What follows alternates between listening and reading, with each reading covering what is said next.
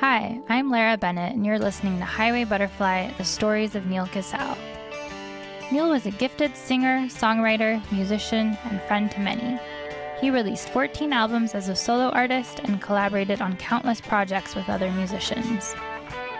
After his passing in 2019, his friends and family created the Neal Casal Music Foundation to provide instruments and music lessons to students in New York and New Jersey, and to support organizations that offer musicians mental health care. One of the featured projects of the newly formed foundation is the tribute album, Highway Butterfly, The Songs of Neal Casal, a sprawling 41-song collection bringing together a galaxy of rock and roots luminaries. We've asked the contributing musicians to share their memories of Neal and their stories of making the record. Highway Butterfly, The Songs of Neal Casal is out on November 12th. Pre-order the album and learn more about the Neal Casal Music Foundation at nealcasalmusicfoundation.org. Hello, I am Gary Waldman. I am here with the co-producers of the Highway Butterfly album, legendary Dave Schools, the also legendary Jim Scott. This is the first time we've been together in person since pre-COVID, when we started recording the Highway Butterfly album here, which was February 2020. And we're excited to be back together. We're at Jim Scott's studio, PLYRZ, in Valencia, California, an incredible place, which you can see a little bit behind us. We're in the control room right now. This is a place where we recorded about 20 of the songs from Highway Butterfly, also a place where Neal recorded quite a bit over the last 15 years, various projects. The most recent Circles Around the Sun album, which was Neal's last recording, was done right here. Actually, the last time I saw Neal, he was standing right here a couple of days before he died, which is, so it's always emotional in here, but we're very happy to be together. And what we're going to do today is we're going to have a little roundtable, almost like a speed dating session for each song. I've never been speed dating, but I've seen it depicted on TV, where you go from person to person. We're going to go from song to song and tell you a little bit about each song, maybe about 60, 75 seconds or so of each song, so you can kind of figure out what the songs were about. And then when we're done with that, we're going to bring on John Grayboff, and we're going to do something special, which is an auction of one of Neal's very old instruments that I'll tell you about when we get to that point. So stick around, and we'll get to that after we talk about songs. So what we're going to do is we're going to go down the track list, and we're going to tell a little bit about each song. So let me get that track list. This, I know all you people who have ordered the vinyl are impatiently, actually very patiently, waiting for it to be delivered. It's been a true odyssey to make the vinyl. Probably heard about the worldwide shortage of vinyl and production delays, and we are living in that hellacious world. Mainly this guy over here. It's a saga. Thanks, Dave. Yeah. But you will get the vinyl eventually, and this piece will be inside the vinyl. If you got their CD, you probably got a small version of this. This is the album-sized version of the insert that shows you the track listing. So we're going to go down this, and we're going to talk about each song. So track one, and I will say that the sequencing of the album was a real challenge, to sequence 41 songs. I did that. I don't know how I did that, but somehow I did. And in your spare time? In my very spare time, yes. The way I did it was driving around the car a lot.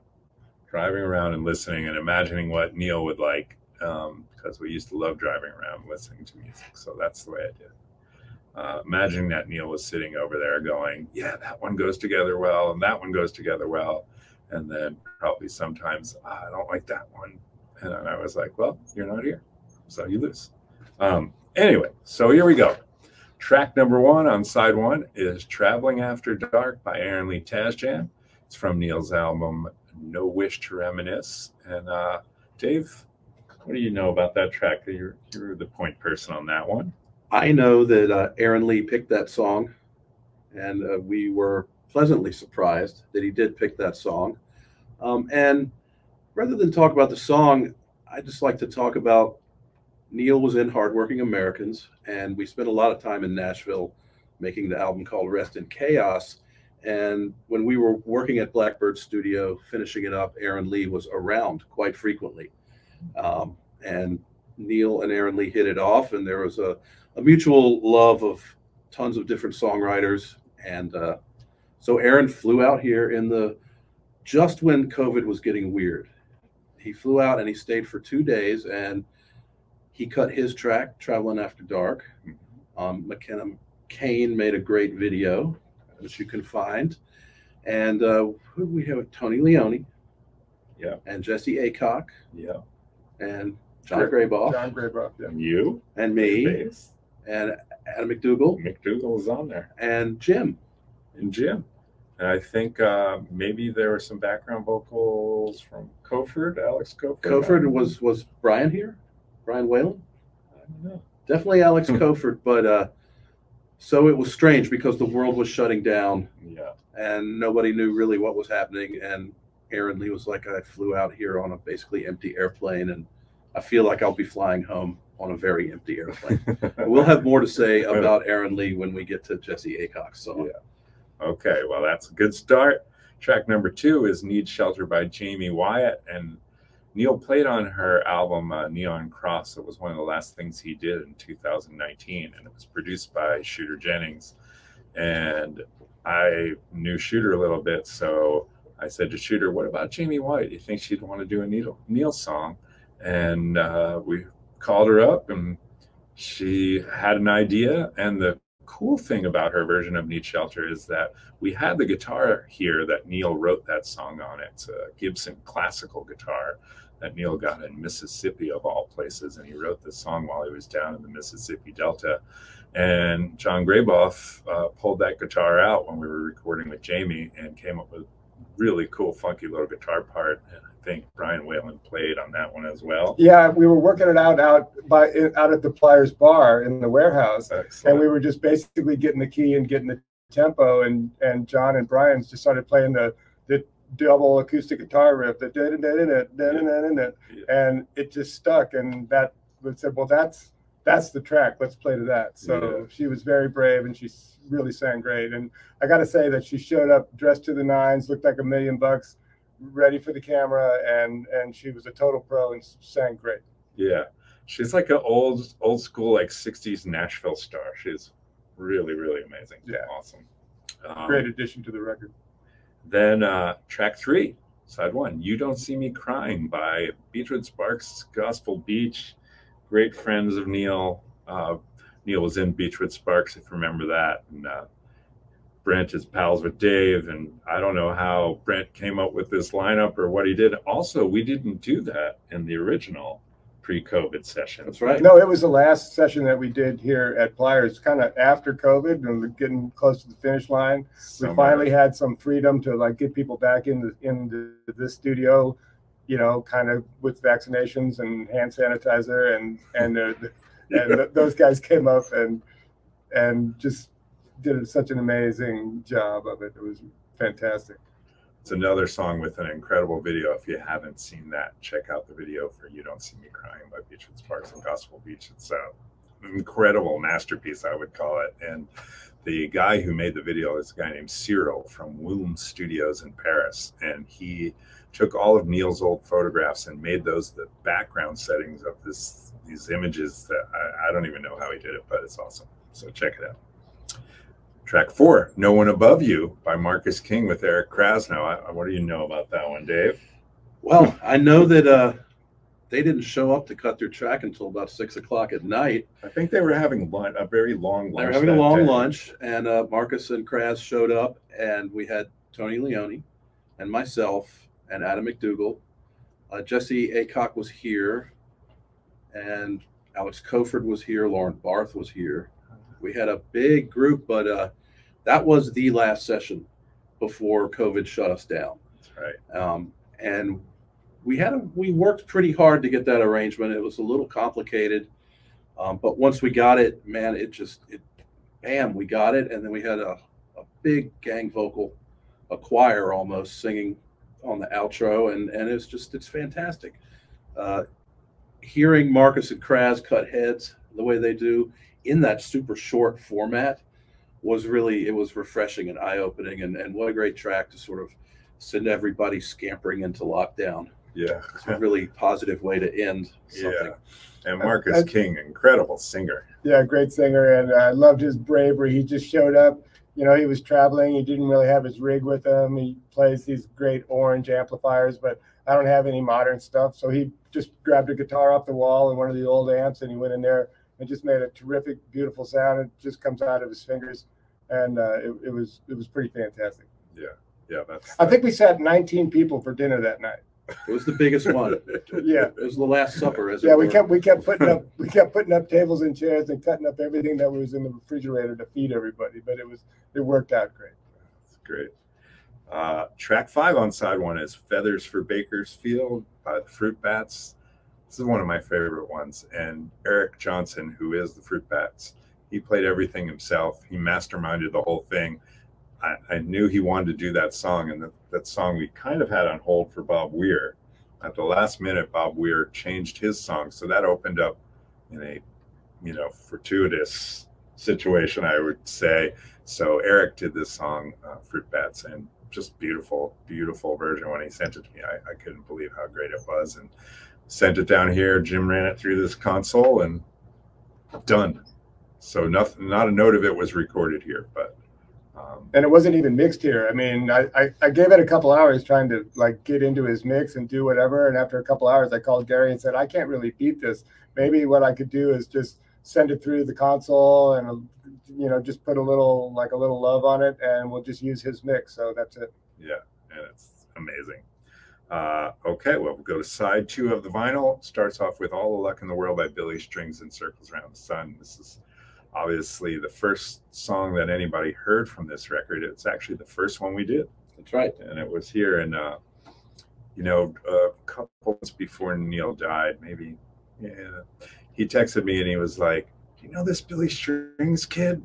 He's amazing. And apparently he's of mine." I was like, "Well, yeah, Neal, you do have some fans." It's like, but he wants to meet up, and he maybe wants to jam. And so they had a very brief but cool friendship. And you know him, Billy pretty well. And then we reached out to him. And the other cool thing is that Billy's manager is a guy named Bill Orner. And he's been a huge Neal Casal fan for many years. And he turned Billy onto "All the Luck in the World." And it wasn't the song I would have imagined him doing, but I just couldn't be happier.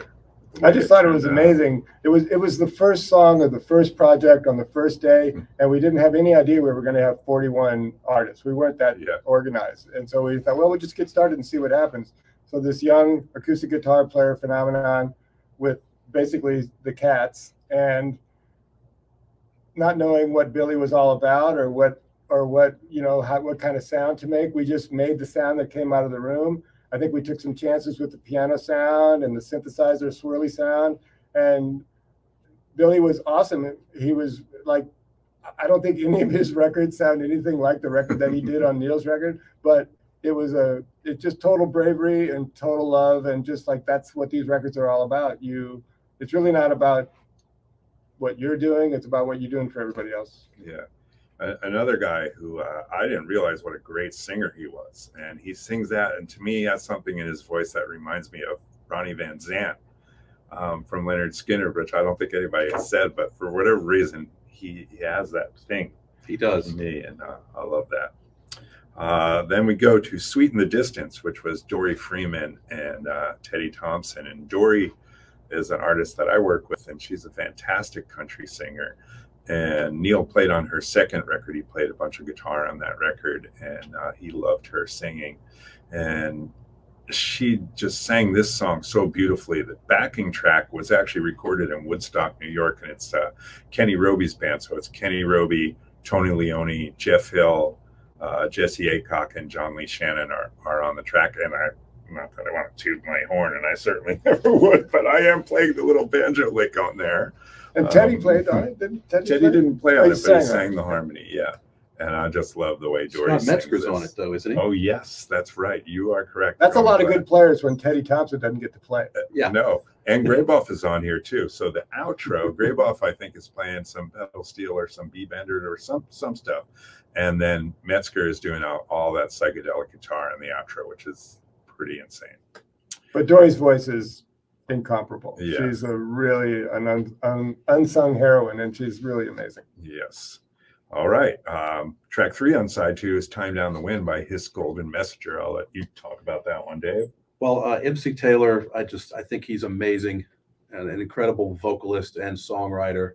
And when I approached him to see if he would be willing to participate in our record, he said he would immediately. And then this is when I discovered that there are kind of two sets of Neal fans. There are those who appreciated his sort of proto-Americana releases in the early and mid 90s. And then there are people, and I fall into the second category, that he came on my radar during the Cardinals and then sort of really stepped out of the shadows as this like amazingly patient and colorful lyrical guitar player guy. And so MC didn't really know about the guitar player guy, but he said that Fade Away Diamond Time was a big influence, and it was part of why he got so deep into songwriting. So he wanted to do this, and this was during COVID, so it was sort of a remote session that we had to pull together. And I leaned on my friend Cameron Ralston at Space Bomb in Richmond, Virginia, who Hiss had worked with, and they put together this amazing backing track.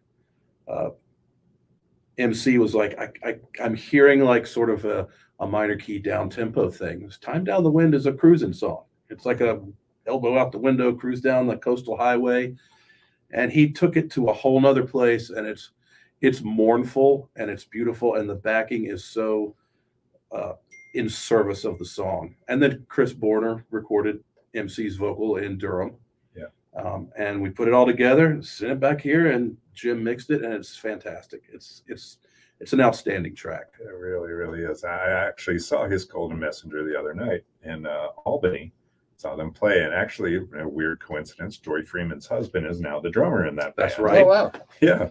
And but I said to him, his singing reminds me, well, in that song, a little bit of Prince, but also of a guy named Terrence Trent D'Arby. Oh, yeah. Who was a big star in late 80s. And Neal loved Terrence Trent D'Arby. He actually did a version of Wishing Well. Neal does a really soulful version of that. So there's all kinds of threads that somehow magically tie together. Track 4 is Me and Queen Sylvia, one of my favorite Neal songs. And Jonathan Rice did that. Jonathan Rice is a Scottish songwriter. He lives in California now. But Neal actually played with Jonathan Rice. I think this goes back to 2004.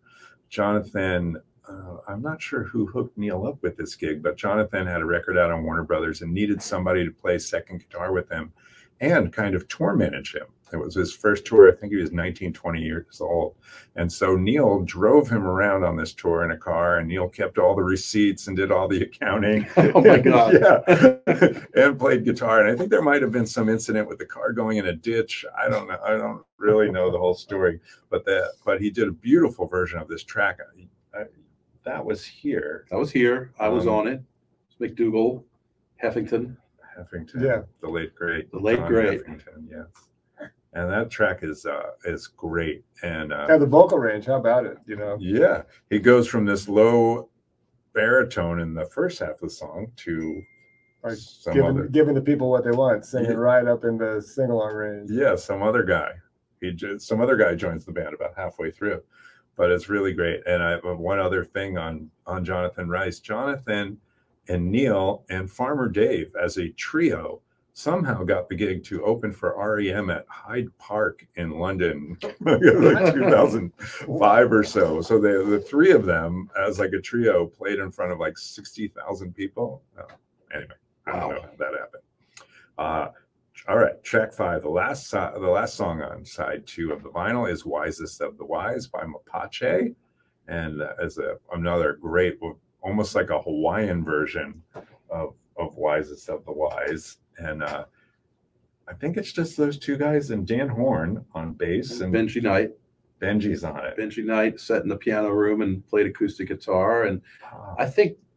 Didn't Tony play some bongos? Yes, I think so. Tony Leone played some bongos. I think. Yeah. Congas. It was great about those guys. I have a really perfect size vocal booth in my studio, perfect size for like one guy, and a guitar, but Mapache sings shoulder to shoulder. So we set them up, both guys in the vocal booth with giant ancient RCA 44 microphones on their voices and big fat Neumann U87s on their guitars.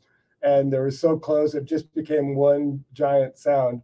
And in that sound, like there's nothing you can fix, there's nothing you can change, there's nothing you can tweak. It's like they sing it, they play it, the record's done, thank you very much. And that's what they did. And it's very brave and it's hard to do. People don't do that much anymore. Yeah, they're so great. And I will compliment the Dan Horn bass playing where he follows the vocal melody on like the second half of the song, which is a cool technique and sounds great.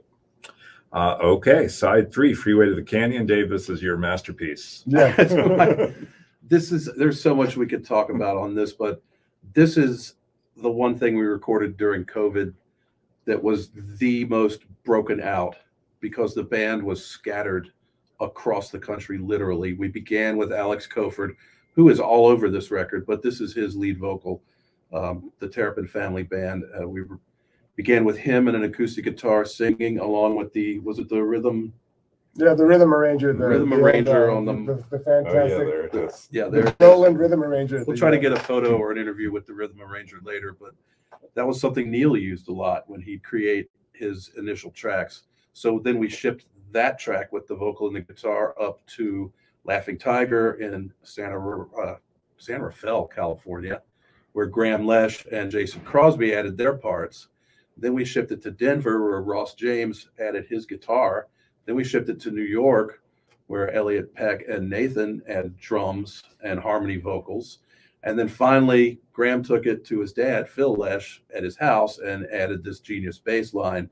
And then, of course, the plate full of spaghetti got dumped in Jim's lap, and he made a unified, beautiful sounding track. And it's really funny. Something we should probably talk about is, we have 41 songs. We have 41 artists trying to pick from this vast, amazing catalog of songs. And obviously there are favorites. And when I approached Graham Lesh, he said, I said, do you have a song you'd like to do? And he goes, well, whenever Neal came up here and played with us, my dad really enjoyed Freeway to the Canyon. Is that available? And I was like, actually, it is. And it's it's one of Neal's outstanding songs. And they really did it justice. I can't speak more highly of the teamwork that was required at many different engineers and many different studios working in COVID to make this thing come out and just sound beautiful. Yeah, I think if Neal was around, I think he would be incredibly moved by Phil's bass playing because it's such classic Phil Lesh bass playing on that song. It's one of a kind and amazing. Okay, after that we have Feel No Pain by Leslie Mendelssohn, which is just a beautiful version of one of Neal's great ballads. And Leslie played this at the tribute concert we did for Neal in September of 2019 and just did a beautiful version. And it's a very Jackson Browne sounding song, and she just sings it beautifully. And the whole sound of the recording is really the classic Neal Fadeaway Diamond Time sound, because we have pretty much Bob and Don and Greg Lease with an unbelievable. I think if we're going to talk about Fadeaway Diamond Time, I'm going to put on Neal. I'm going to put on Neal's jacket. Oh, nice! So give me a second here. I got him. There it is. Neal used to like these tassels quite a bit. He had quite a few. Oh, it fits you pretty well. Look at that. Unbelievable. Amazing. So anyway, we kind of had the Fadeaway Diamond Time band. Most of it on Leslie's version. She did change the key, which made it a little more gospel and a little more up. But I remember specifically Greg Lease doing 2 guitar solos. He played one, and he said, this amp doesn't sound very good. So I went and got him another amp, and he played the second solo, and that's the one that's on the record, untouched, uncomped, untuned. And that's a slide guitar, so it's no joke, that Leslie's vocal, just the aura of Neal being there with those guys at that moment, looking back at the past, but still being here right now.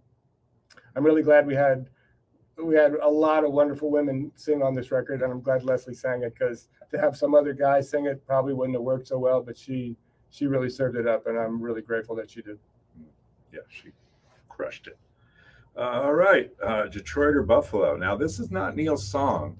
This song was written by a woman named Barbara Keith in 1971. She made one record for Warner Brothers, and it's to me, it's a perfect singer-songwriter record. If you can find the record, it's called Barbara Keith.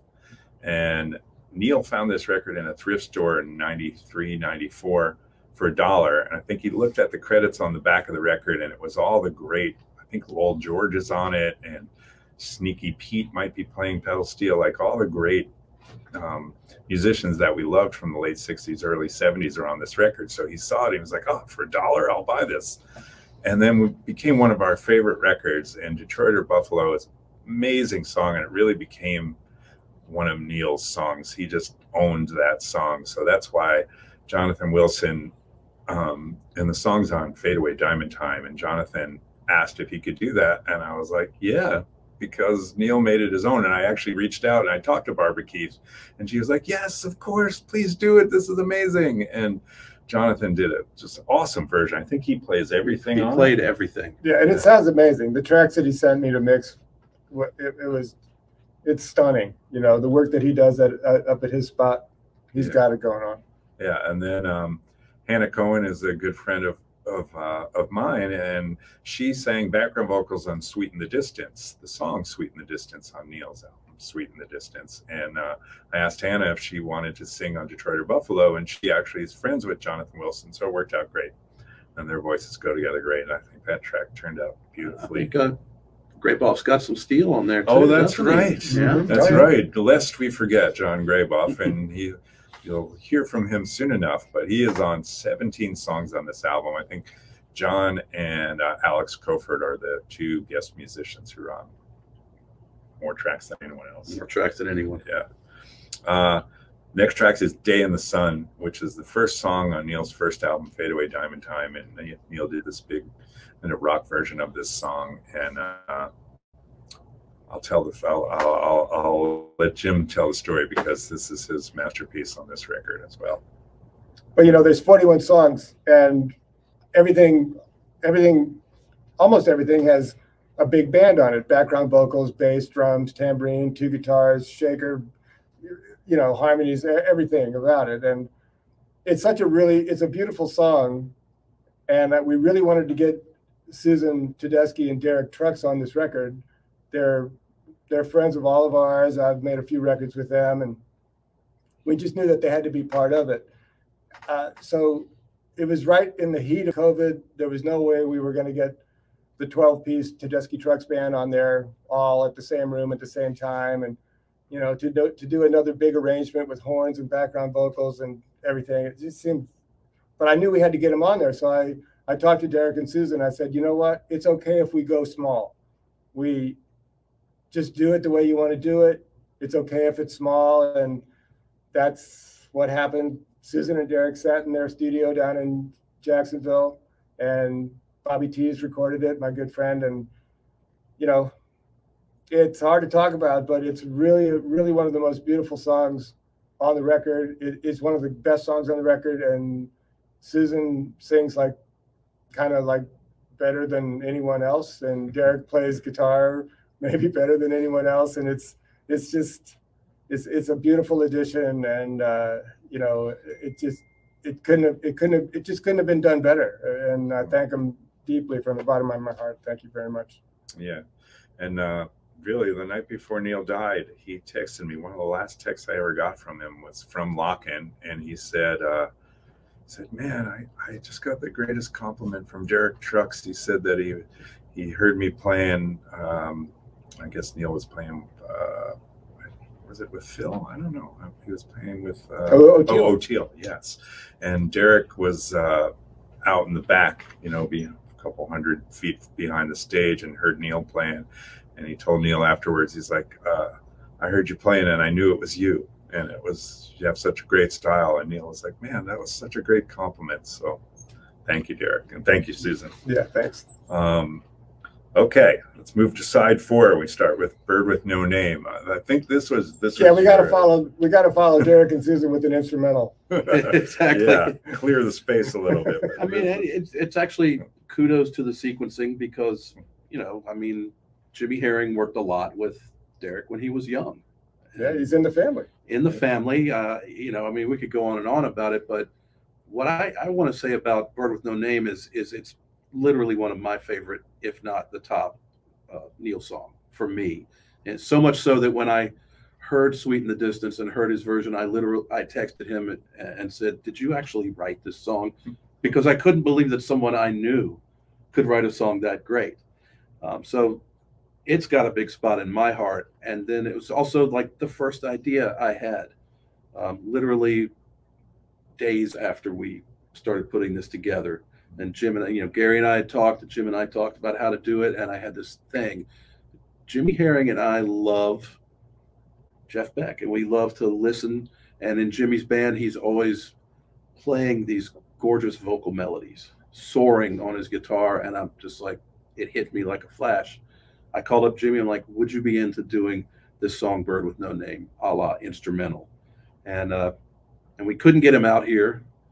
But we did have an expanded version of Circles Around the Sun. We had the Cats.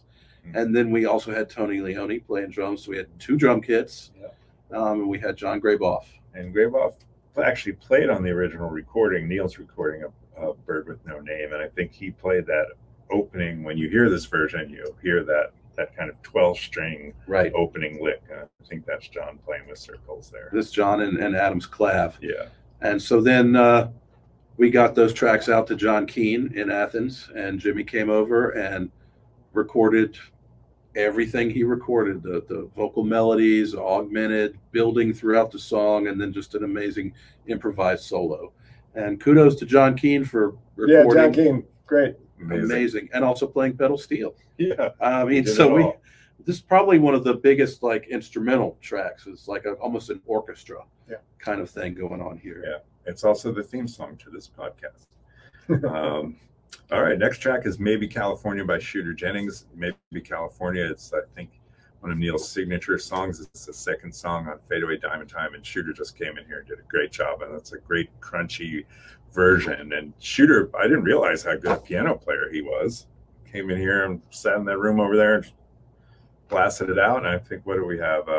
It's some of his fellow bandmates, like from a few years back, made a record with him. So it's Jeff Hill, Graboff, Tony Leone, and Graboff, and they were in Shooter's band going back to 2013, 12, 14, somewhere around there. They did Neal did a Sunny California version, but they did like a Badfinger version. It is like a Badfinger version. Yeah, that's true. Shooter's great. He sang great. He, I know he's one of the busiest producers in town. I know he had a lot of places to go, but he walked in just as calm as can be, stayed all day, wasn't in a rush. Made sure it was right, played piano, sang the vocal, set the tone, and it was just a classic great day in the studio. Yeah, really was. Very, very excellent. And then we have White Fence Roundhouse by Vetiver. Neal regarded this as one of the best songs he wrote. He actually said, I think he called it maybe the best song I ever wrote. So it's a beautiful song, and Vetiver, it's really masterminded by a guy named Andy Kabik, and he was one of Neal's very good friends. They played a lot of music together. They did some touring together, and Neal had a lot of respect for Andy. So I was really glad that Andy did this song and brought in, I think it's Tim and Trevor is on this song. Who else is on this song? I don't know, but we'll fill that in. But it's masterpiece. That's so great. And they did it up in Northern California. I think it also was a little bit pieced together during COVID, like can you do your overdub from your basement? But then they sent it down here and Jim mixed it, and just fantastic. Very happy with this one. And the next one is December by Todd Schaefer, and I love this one. Todd did a beautiful version of this song, and going back to New Jersey in the early 90s, Todd had a band called From Good Homes, and they were a big deal in North Jersey where Neal and I grew up, and we used to go see them quite a bit, and we became good friends with Todd and his future bandmate in Rare Earth, a guy named Andy Gessling, who sadly departed as well. But one of Neal's great friends, Andy, and a big influence, and so was Todd on Neal. And Neal had this song, December. It's on his Field Recordings album, and Todd always loved the song, but he told me that he had a conversation with Neal where he was like, man, that song needs one more part. And Neal was like, I know, could you write it? Well, 20 some years later, Todd wrote it. So he added a third part to this song, and he performed it at the tribute concert as well. And then when we asked him to do it for this album, I said, what do you think about a string quartet on it? And Todd was like, yeah, that sounds like a great idea. So Jim knew a guy named Eric Gorfain out here who wrote a beautiful string arrangement, and came in and did that. It was, I think we did that in our first session before COVID was too scary, and it was in February. That's right. And are you on bass in this song? Nope, that's Bob Glob. Oh, it's Bob. Bob and Don and John Graboff and Todd, and a beautiful string quartet. It's beautiful, beautiful. All right, let's move to side 5, Grand Island by Courtney J. Courtney, I think Courtney met Neal through you, Jim, because you worked on some of her early records. I did. I mixed a record for her a long time ago. I think Gary Loris had produced it. Oh, yeah. Forgot about that. Yeah. And anyway, Neal became great pals with her, and she sang on a lot of records that Neal worked on. He loved her harmony singing. And if you hear the Zephaniah O'Hora record that Neal produced before he died, Courtney sings a ton of harmonies on there. So Dave is pals with her as well. So he called her up. She happened to fly over from Hawaii. By the skin of her teeth. Yeah, missed a flight. The flight got canceled. She stayed up all night. Some type of crazy story. Got a private plane to get to another airport, to get to Los Angeles, to come to the studio. Yeah, made it all the way up here. Came just like in like the wind. Yeah, sang the hell out of the song. Yeah, and was gone. Yeah, it was like, what? Yeah. Yeah, wow. But she had someplace to go. I mean, she had someplace to go. She kind of sang her voice out in the like 3 hours that she was here, but nailed it, of course. Nailed it. But she had to go someplace else, and kind of busy. Yeah, but she's kind of awesome. Yeah, yeah, she did an amazing job. And I just want to sing the praises of Mr. John Ginty on this, because I made some unusual choices on the bass part that worked in a way until we brought John in to do a B3 organ overdub. Mm-hmm. And he had to do a little bit of math to make it work. And I'm not a mathematical player, but kudos to him for making it work. He sewed the song up, orchestrated it beautifully, and I love it. Yeah, kudos to Ginty anyway for being part of the original Neal Casal band and playing on basically everything Neal did. He sewed up a lot of Neal songs over the years. Yeah, yes, he really did. In fact, John Ginty saved my session today. My Hammond organ broke, and I called Ginty on the road, and he told me how to fix it. So, what do you know? There he is, Hammond organ legend, saving it. Super Highway. This is one of the, you know how some songs just grow on you, and I think that's happened to a lot of us who are involved. I know this is Michelle August, who basically runs the Neal Foundation with us. But she's the genius behind it. And I know this has become one of her favorite songs. And I know it's one of your favorite songs. And Super Highway, I will say, was one of my favorite Neal songs. And it was around for many years and never made it on an album. And I always used to be like, what about Super Highway?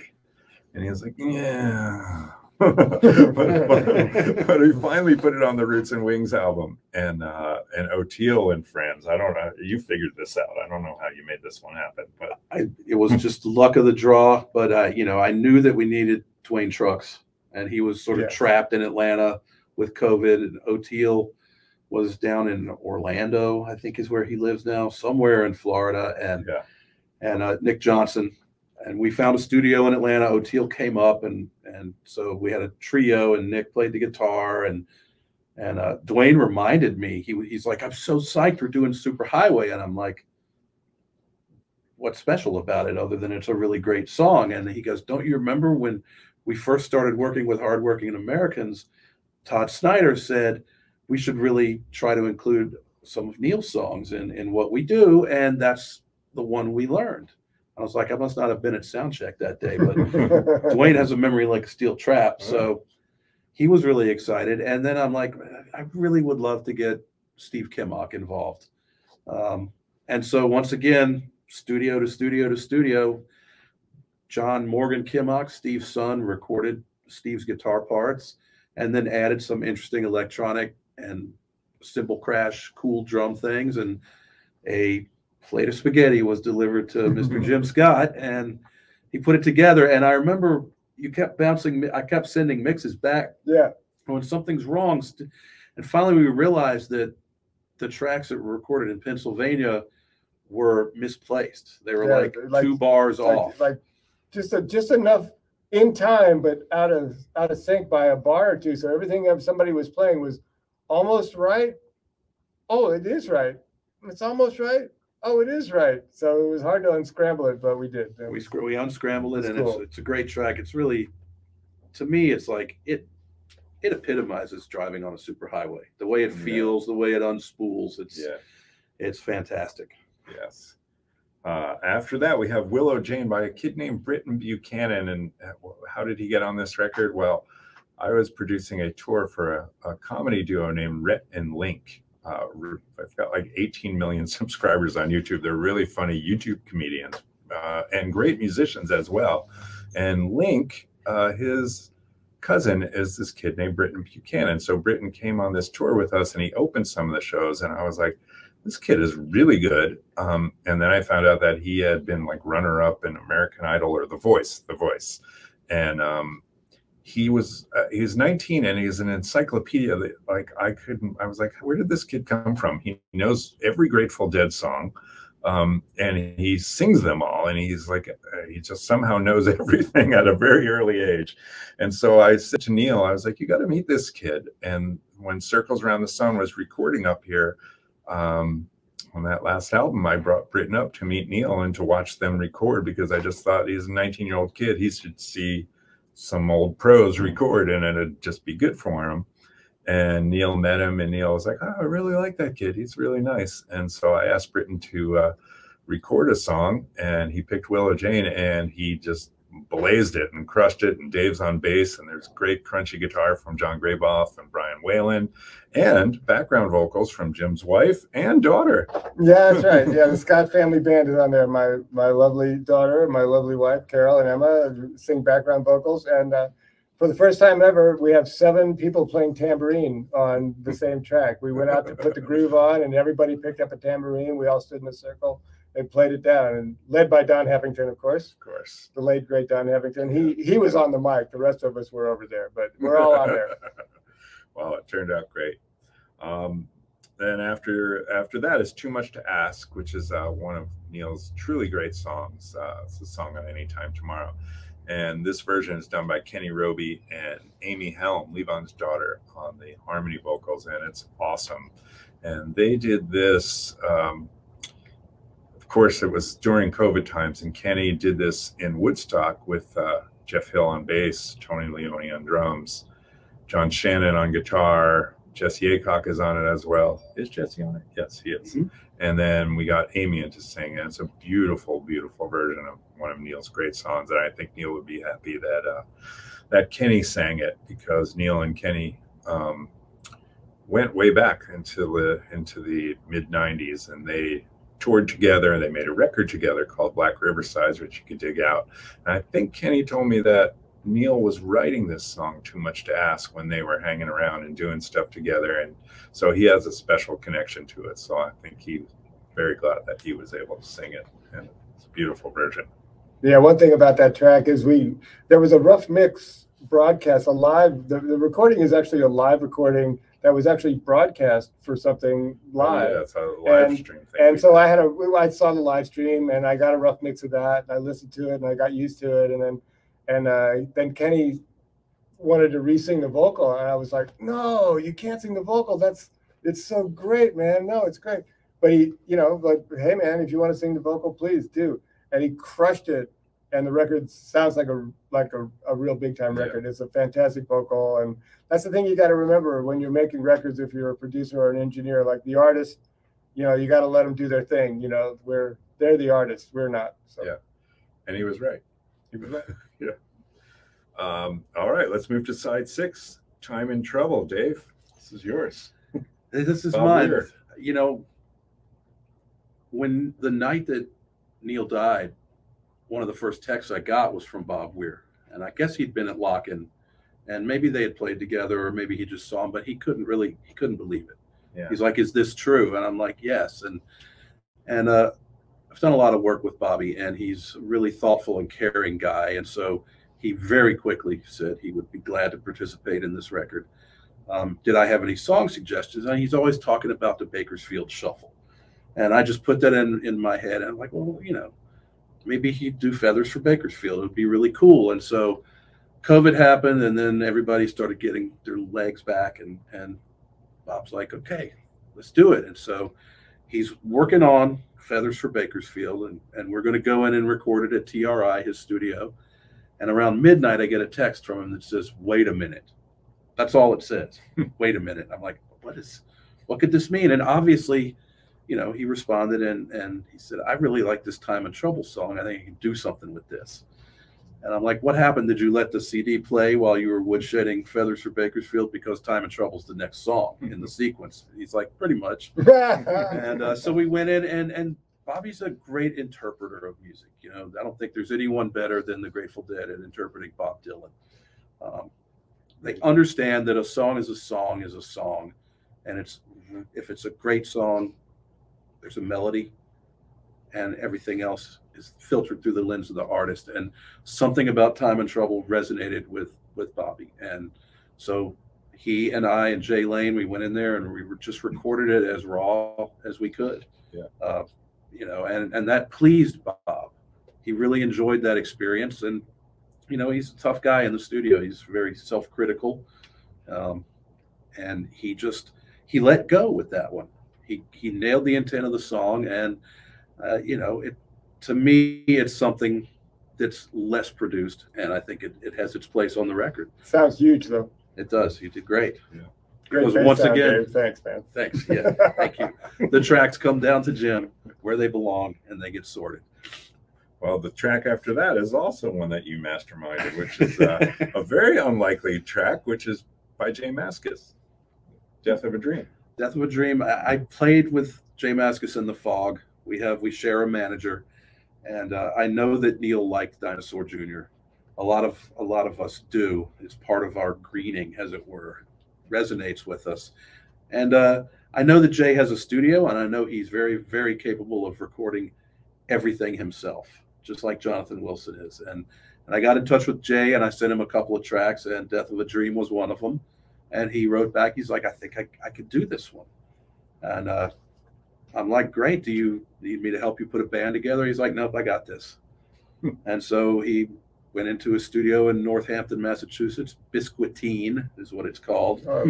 And played everything, including layers and layers and layers of super fuzz guitars.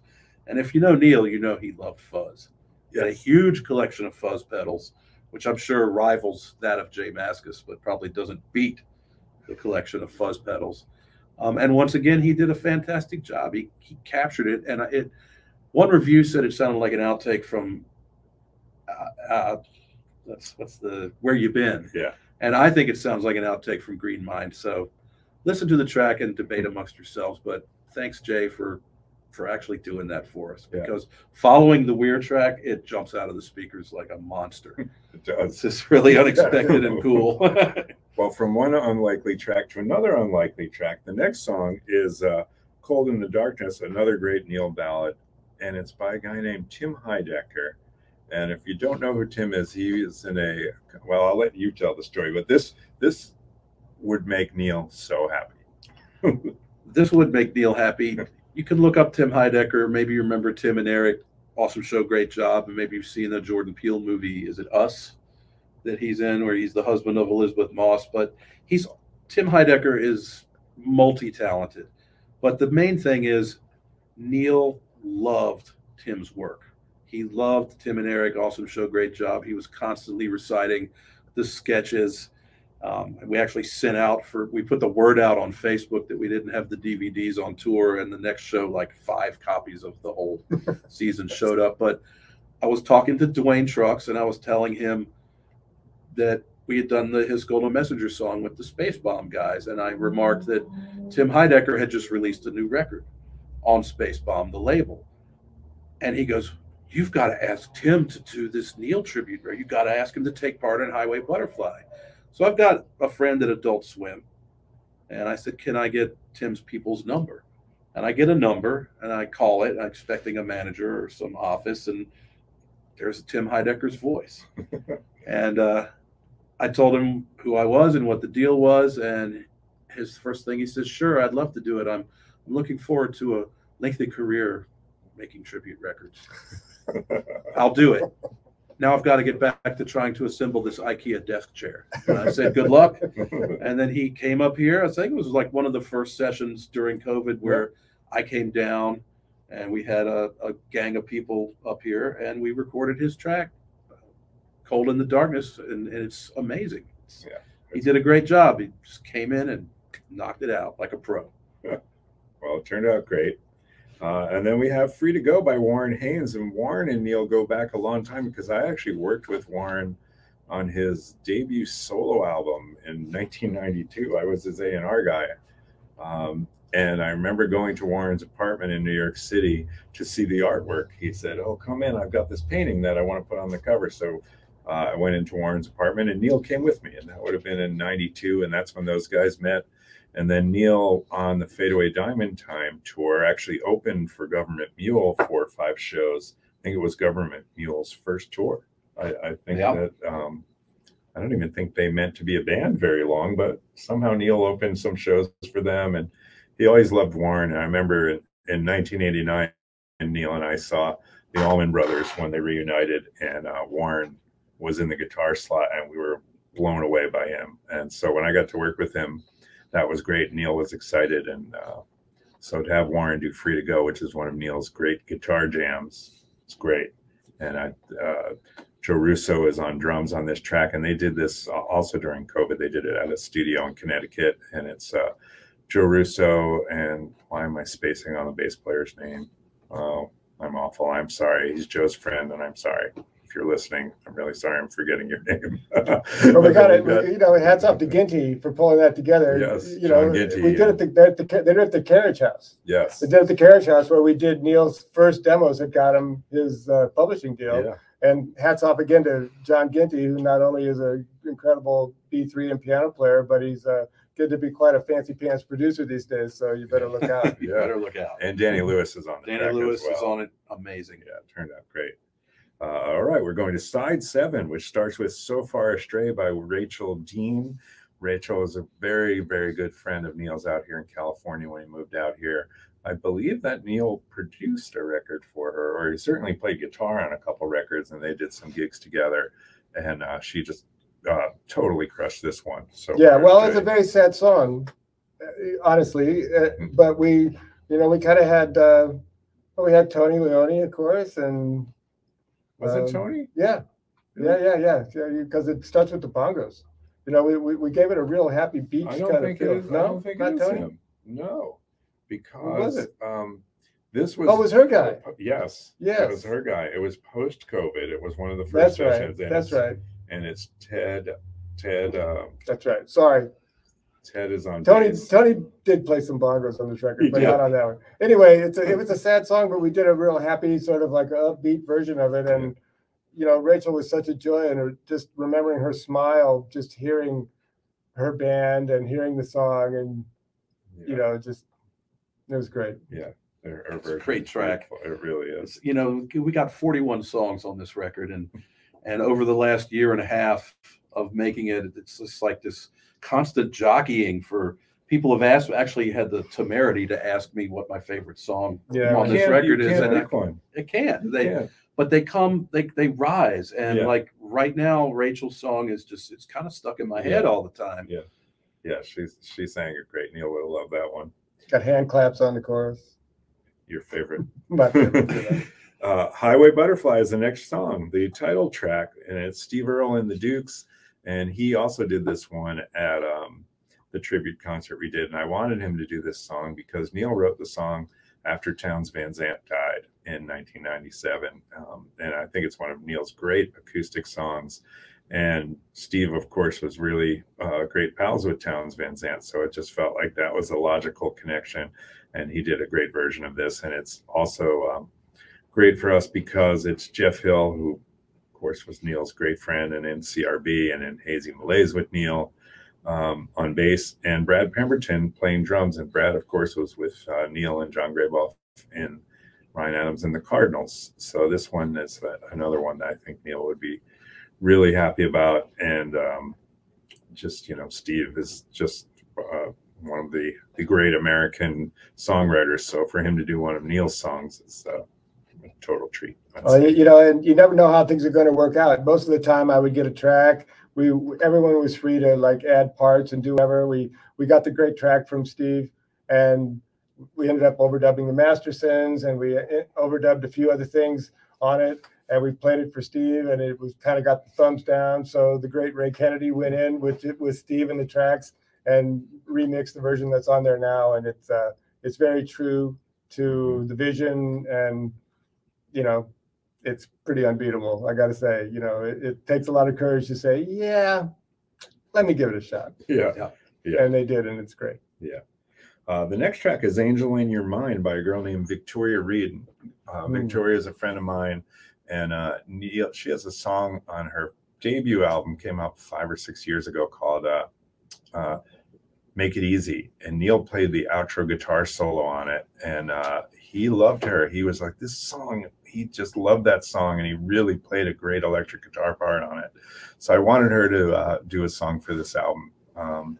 And she picked Angel in Your Mind, and it's just beautiful. She did a beautiful version of it, and was maybe the second or third track we did when we started. And it's Don Heffington and Bob Glaub and John Graboff, and her husband is Eric Deutsch, who's played with all kinds of bands, from Shooter Jennings to Leftover Salmon to Citizen Cope. And so Eric plays some beautiful keys on it, and it's just a great version. I think we were all really moved by that version. I think maybe it was the third song we did. That's why, because Leslie was second after Billy Strings, and then Victoria was third. And I think by the end of that day, we were like, wow, we're really on to something here. Yeah, the side of her voice on that track is still kills me. When it comes right in, it's like, oh, yeah, thank you. There's just such glorious restraint displayed by everybody. It's so powerful. Yeah. It's just an amazing track. Yeah.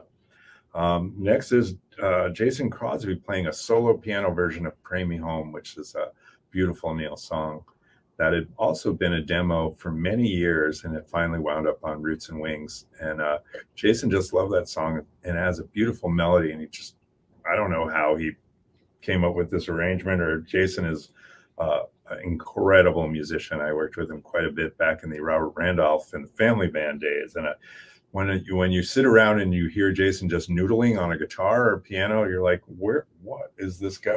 He's one of those incredible, a violin, of course. He's one of those incredible musicians. So when I heard his version of this, I just couldn't believe how beautiful it is. And when it comes on the record and you just hear, after you've heard all these band tracks, and then you hear this solo piano version, beautiful. Breath of fresh air. Yeah, incredible. It really is. All right, we're going to side 8, which one of the most emotional songs on this record is Lost Satellite by Lauren Barth. And this was a song that really meant a lot to Neal. And it's on the No Wish to Reminisce album.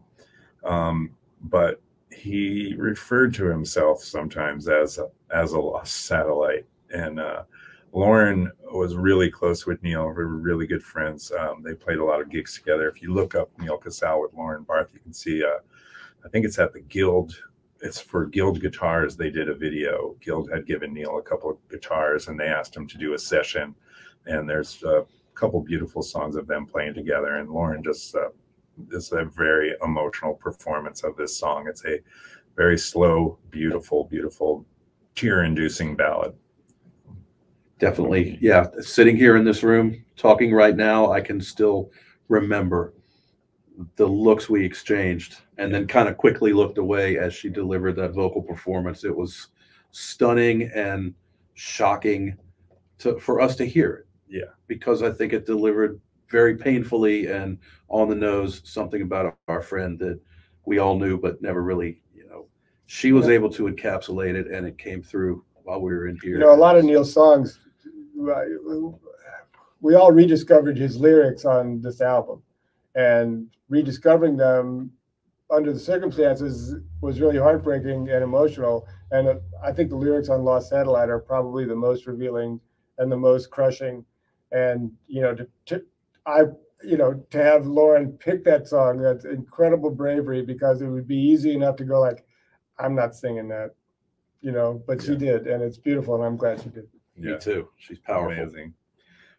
Then we moved to Neal's great pal, Jesse Aycock, who of course was in the Hardworking Americans as well. And he did an amazing version of this song, Losing It Again. This is, I don't even know if that opening little Adam McDougall little masterpiece of piano there in the beginning is beautiful. And then the whole version is just great. I think you're on bass on this one. I'm on bass on this one, and Aaron Lee plays the guitar solo before he hands it off to Mr. Graboff. You know, it had sort of a long tail that we edited down, and Jesse was a little sad at me for going with the edited version, because apparently his favorite thing I ever did on the bass hit the cutting room floor.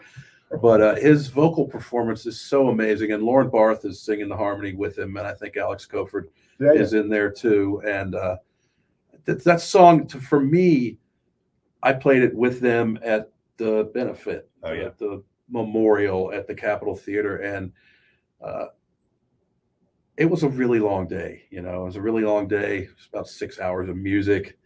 Everybody was scrambling and learning, and the performance went by so fast. And then I saw a YouTube video of it, and it just like, what a great song. Yeah. What a great song, and what a great vibe. Yeah. Such a happy song for such like oh, dang it, I lost again. Here I am again. You know, you and I are here again. And Losing End. Really great song, and also some soundtrack music for the podcast. Oh yeah. Yes. All right, and then we have Puss in Boots, These Days With You, which was a great classic Neal song from Fade Away Diamond Time. And Puss in Boots is Nora Jones, Catherine Popper, and Sasha Dobson. And of course, Catherine Popper was in the Cardinals with Neal, and they were pals. And so I just hit her up and said, do you think you would want to do a song for this? And it took a long time to figure out what song to do. And then I guess I suggested this. I guess after we tried to go through a bunch and none of them made sense, and I was like, what about this? And they came back with this really, what did you call it? Rustic charm. It's rustic charm. It's just, it's so beautiful in its simplicity, and there's a plaintive quality to Kat's vocal that is just, it just makes me so happy. Well, there's another, it's just, you know, we had an incredible, the women on this record, the women that sang on this record, like I'm so grateful, because it's, you know, dudes are everywhere, but to have the female power on the record is great. And to completely reimagine a song that you know and you love, and to just tear it apart and rebuild it in your own way, it takes a lot of talent, and it's not easy. And they did an amazing version of a song that, you know, was really close and popular in people's hearts, but their own version is great. Yeah, it's amazing. Then the last song on side 8 is Cold Waves, which is Tim Bloom with Kyle Field. Another one of Neal's, he wrote so many great ballads, and this is a really, really beautiful one. And it's also on Roots and Wings, yes. And Tim and Neal did a lot of gigs together. I feel like they were in numerous incarnations or on shows together or jammed together. So there was a nice connection there. And I know that Tim loved Kyle as well. And this one turned out great. This is another during COVID pieced together version, but it turned out amazing. It's really cool. I got to play bass on this, and once again, Jim threw a mix together. Yeah. Then we moved to side 9, Best to Bonnie, which is Zephaniah O'Hora with Hazeldine. So who is Zephaniah O'Hora and who are Hazeldine? Hazeldine were a band from Albuquerque, New Mexico, 3 girls and a dude. And they were on the same label as Neal in Germany, called Glitterhouse Records, in the 90s. And Neal toured with them a bunch and loved them. And Tanya from Hazeldine sings the vocal harmony on Today I'm Gonna Bleed, which is on Neal's The Sun. Well, I can't remember the title of it. The Sun Rises Here album. Duh. But but Neal loved those girls, and Zephaniah O'Hora is a country singer from New York, great country singer that John Gravoff turned us on to, and Neal and Zeph became pals, and Zephaniah asked Neal to produce his album, and that was one of the last projects Neal worked on in 2019. So you should check out Zephaniah's album. But Best Bonnie is a great Neal song, From the Sun Rises Here, and I just thought that's a song that Zeph should do, and he just did a great version. And I really wanted Hazeldine to be on this record. They don't exist as a band anymore, but Tanya and Sean were important to Neal, and they make a great vocal sound. And also Jim worked with them, so it made sense to do it. And I love the way it turned out. Record business is pretty small. Yeah, people come back around. So then we have Let It All Begin by the Mattson Two, who were Neal's great buddies. They're from out here, and I know that Neal loved them, and they surfed together and played music together.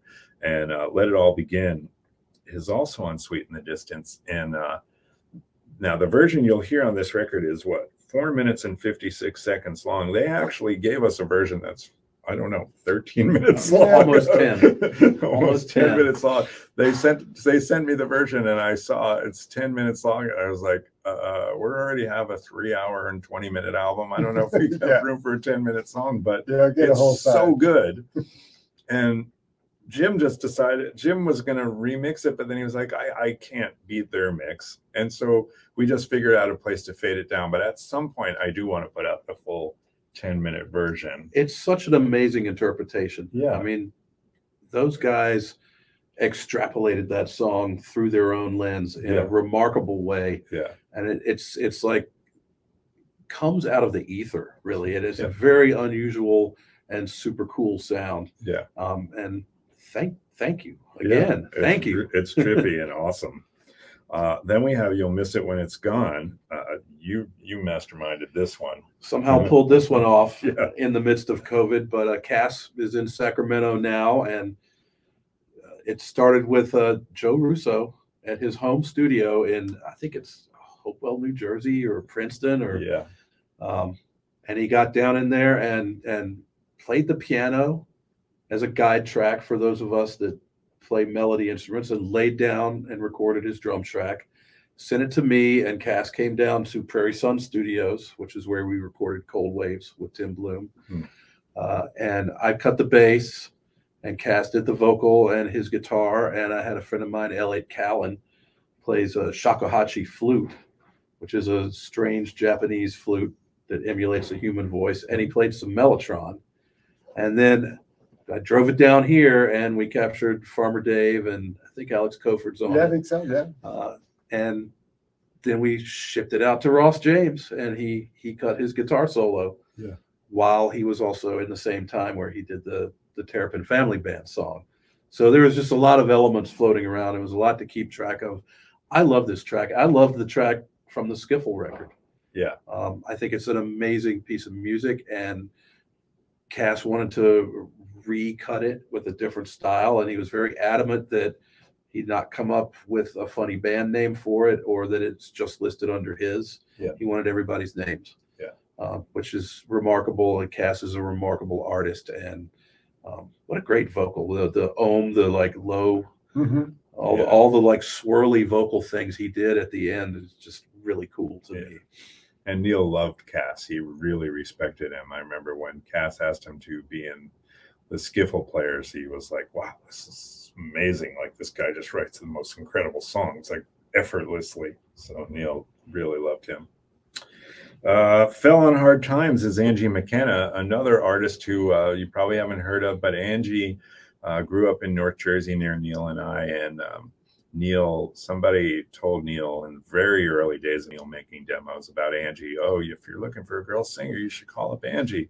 And she became Neal's favorite harmony singer on his solo records. And she's on, a lot of his records, maybe all of them, because I remember occasionally we would think, oh, well, we're out here, Angie's in New Jersey, let's get so-and-so to come and sing.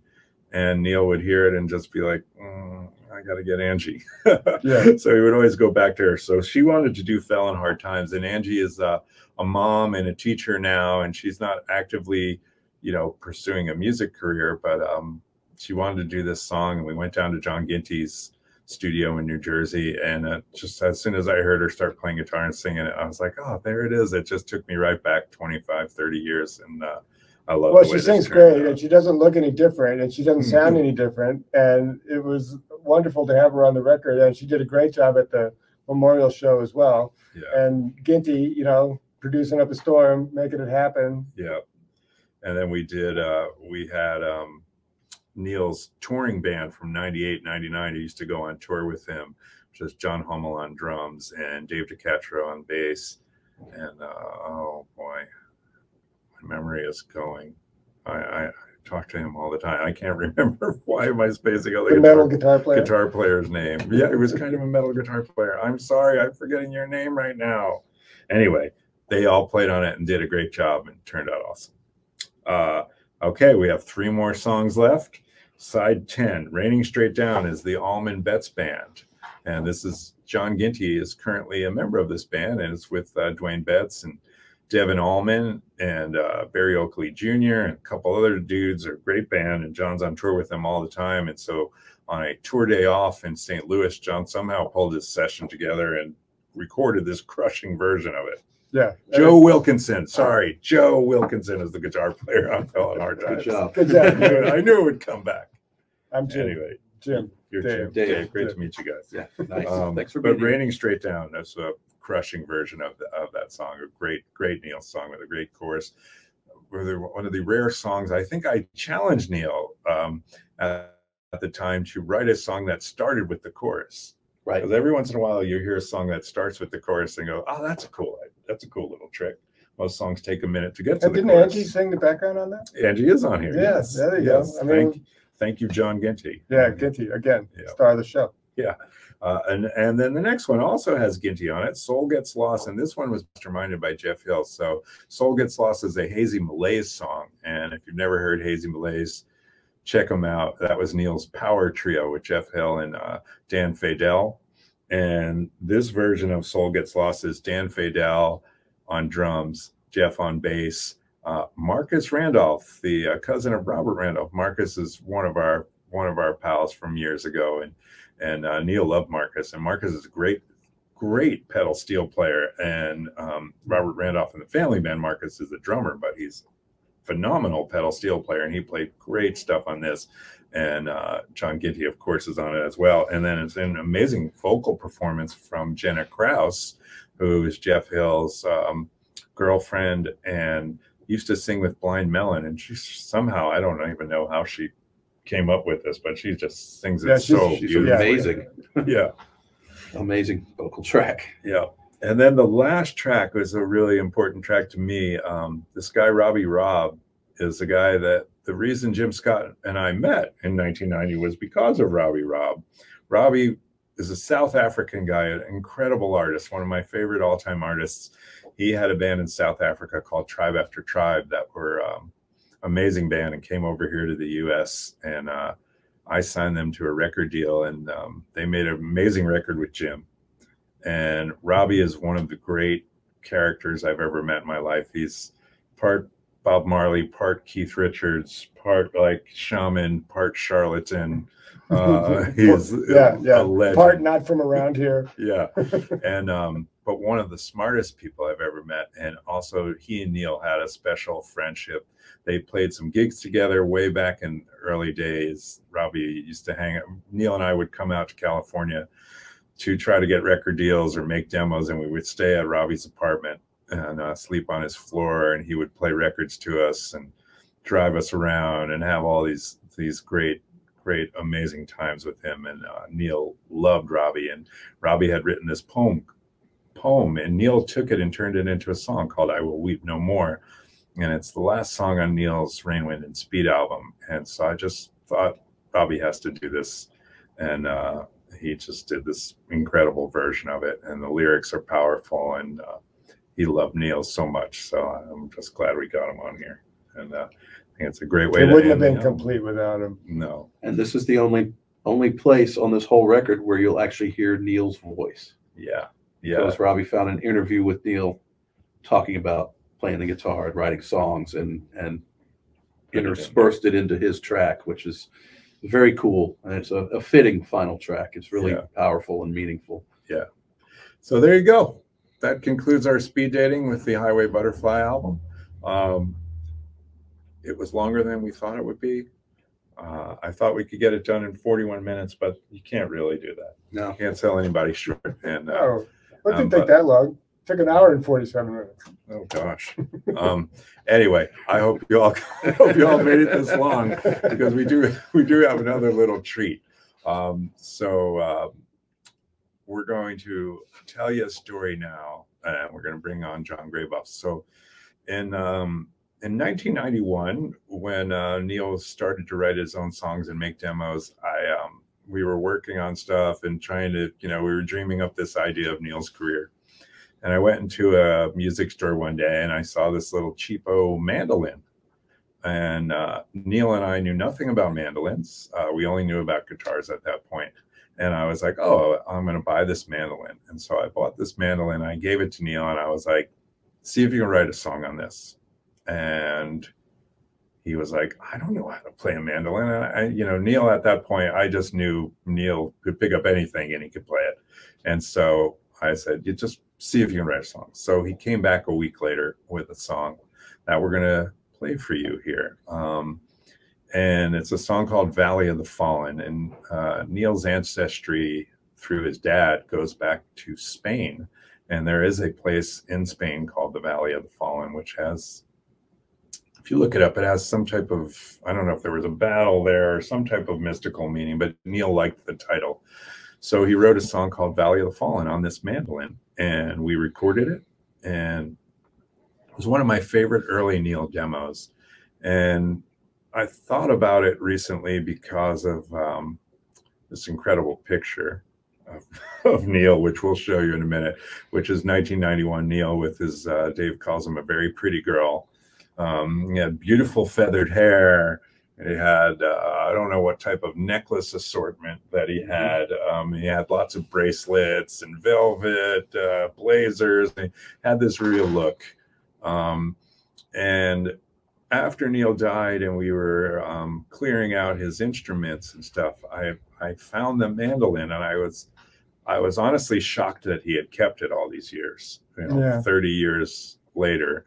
So John Graboff took the mandolin and kind of fixed it up a little, put a new bridge on it, and then I just had this thought, well, we have that song, we have a picture of Neal holding that mandolin, and I always loved the song, so maybe we can find the master tape of it and Jim could remix it 30 years later, because the original version of the song, it sounds a little dated. It was recorded in a studio by a pal of ours, but the vocal performance is great. The song is great, and Neal plays really beautiful mandolin. And Neal did love, I will say this, he loved Rod Stewart, specifically the Every Picture Tells a Story album, which of course has Maggie May on it, which is the most heard mandolin part ever recorded, apparently. And it doesn't have a chorus. Oh, I never even thought of that. You're right. There's songs that start with choruses and songs that have no Maggie choruses. May doesn't really have a chorus. It's just a story. So anyway, Neal wrote this song. We dug out the actual master tape of the song. We sent it to a guy here in town that transferred it to Pro Tools, and Jim did a fresh mix of the song. So we're going to play that song right now, and then we're going to bring John Graboff on, and he's going to show you that mandolin, and then we're going to auction this mandolin off. We will, in the post here, we'll post a link to how you can bid on this mandolin. And of course, the proceeds will go to the Neal Casal Music Foundation. We've managed to do some amazing work over the last year with your help and your donations. And we've donated money to help struggling musicians who have had either health or mental health crises. We've donated a bunch of instruments to schools, not day schools, to actual schools that give them to students. And that's what we've been focusing on and trying to do as part of the foundation. And it means so much to us. And I want to thank everybody who's contributed, who's bought records, who listened to the podcasts or sent us, $10 here, $20 there. It's so amazing. So thank you. And if you want to bid on a mandolin, check the comments here and you can see the link on where to do that. And we'll probably post a little separate thing that tells you exactly what to do. But for now, take a listen to this beautiful, beautiful song, Valley of the Fallen.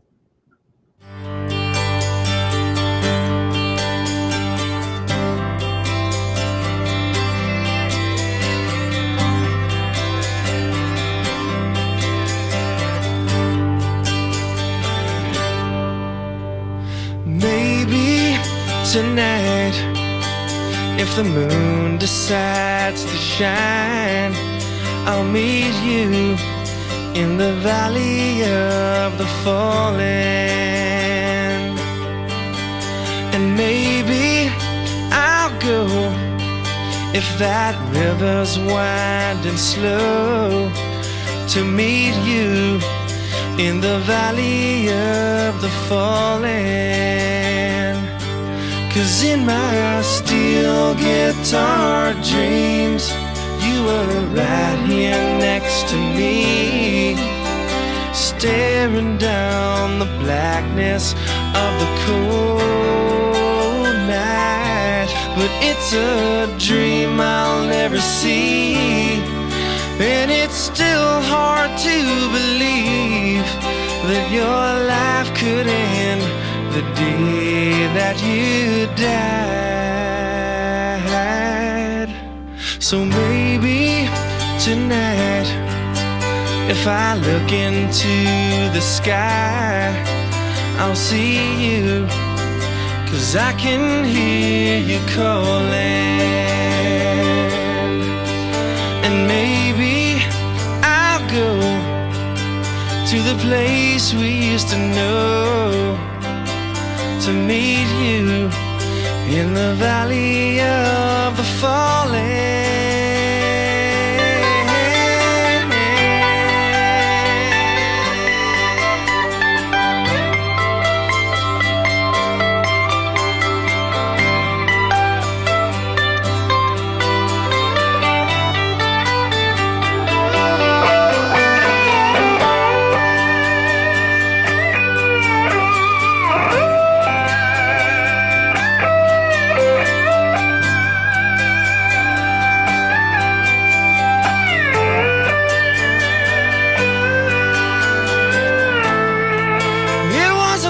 September night,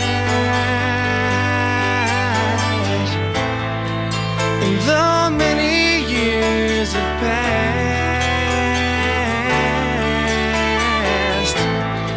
I still remember how she cried. But knowing you, I had to find a way to laugh. So maybe tonight, if I look into the sky, I'll see you, 'cause I can still hear you calling. And maybe I'll go to the place we used to know. I'll see you in the valley of the fallen.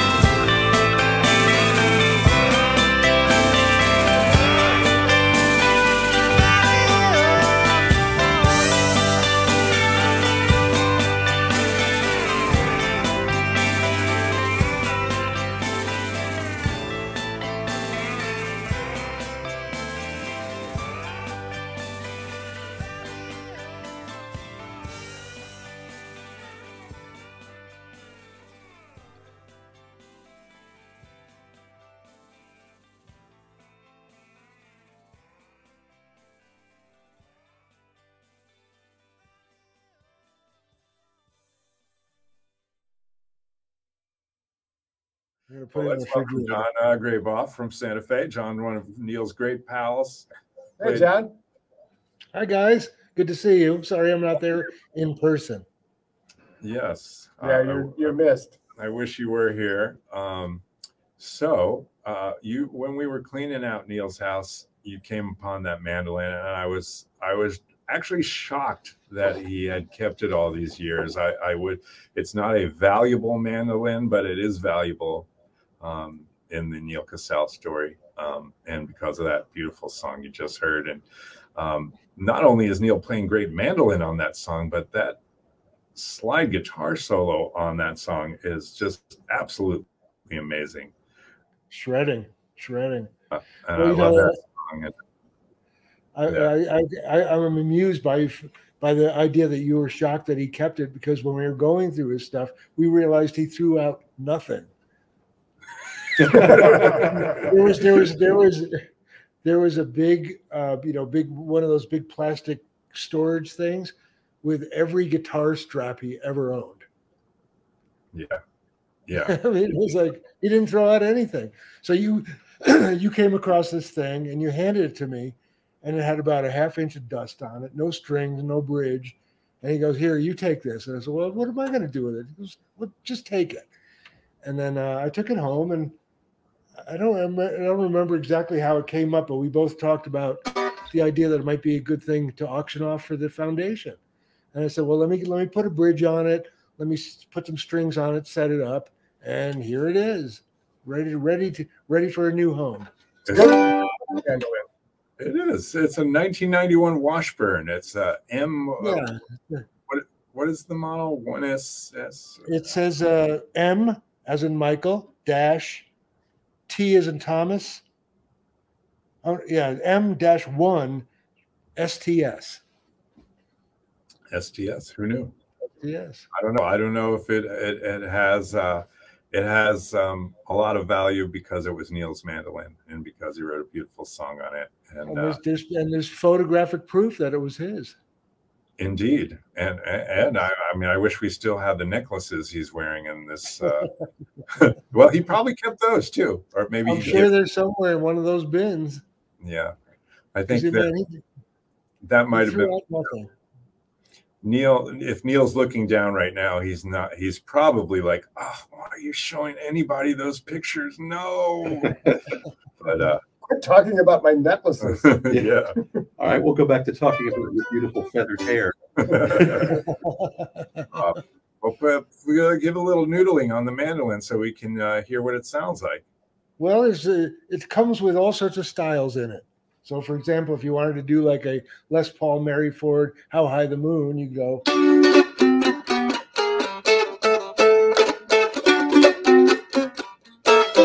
Whatever. I got to practice a little bit more. You can, of course, do some classic Bill Monroe. Or you can play a little Bach.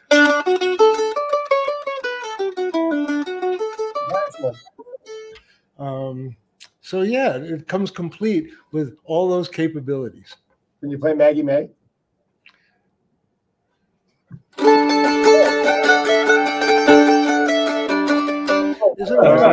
Hey, all right, pretty good. Wasn't it one of the great oversights that the dude who played mandolin on that record never got credited? Well, he got credited, but yeah, but it's just some guy who had a mandolin or something. Right? It basically there was a folk band in England called Lindisfarne. And I remember that. Boarding down the hall from, if you look them up, they were a fairly popular band, Lindisfarne, and there was a mandolin player in the band. And Rod Stewart went down the hall and asked the guy if he could play the song. And the guy came up with that part, which is the most heard mandolin part of all time, apparently. I believe that. His credit on the album says "Mandolin" by the guy from Lindisfarne. Oh yeah, the guy from Lindisfarne. Yeah. In other words, you know my name. Look up the number. Yes. Well, there you go. All right. Well, that's it. If you're interested in owning a Neal Casal owned instrument with a lot of great history to it, check out the link below. And I also wanted to mention that it does come with the approved California hippie gig bag. Oh, that is a Wow. California hippie. Price Wow, is look at going up. that. Wow. That's a Yeah, very that was one thing that was one thing that was missing. That was one thing that was missing. I went online to shop and I went, that's the one. Yeah. Yeah, Neal would have liked that one. I think Neal had a shirt that looked like that, maybe. And also about 25 guitar straps that looked like that too. He did. All right. Well, thank you, John Grayboth. Thanks for coming on. Thanks for fixing up that mandolin. Appreciate you. No, it was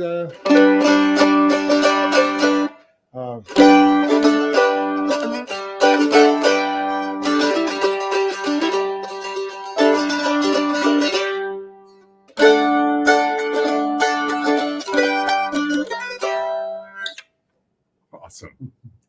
All right. Well, thank you. Thanks, everybody, for listening, for watching. Feel free to bid on the mandolin if you'd like to. We will use the money in a great way to help fellow musicians. So thank you, everybody. Thank you, Dave. Thanks, Gary. Thanks, Gary. Thanks. Thank you, Neal. Thanks, John. And again, thank you to everybody who's donated, who's supported the Neal music we've been putting out, and for supporting Neal over the years. And thank you to Missy Colazzo for helping us put this album out, and to Kevin Calabro, who's been our amazing publicist and one of Neal's great friends for many years, Michelle August, who helps us run the foundation, and everybody else who's been part of this whole project. It's been great, and we're going to keep it going as long as we can. Let's just mention thank you, Pete Lyman, for taking 41 songs with hundreds of backing musicians from all over. We've just spent an hour talking about them and how simple sometimes and how grandiose other times they are, and making a really listenable 41 song experience. So thank you. Pete Lyman going the extra distance, not just mastering the CD, but helping us all the way through the vinyl process. Been a big deal, and thanks, Pete. Great job. Yeah, and so many other people who have helped us do all this. And we've all, the common link is that we love Neal and we love his music, and we hope that it lives on forever. So see ya. This podcast is brought to you by Backline, the music industry's mental health and wellness resource hub. Launched in 2019, Backline gives artists, crews, and their families quick and easy access to mental health and wellness resources. Backline provides individuals with case management and offers virtual support groups as well as yoga, meditation, and breath work. To donate, learn more, or get in touch for personalized care, visit backline.care. That's BACKLINE.CARE.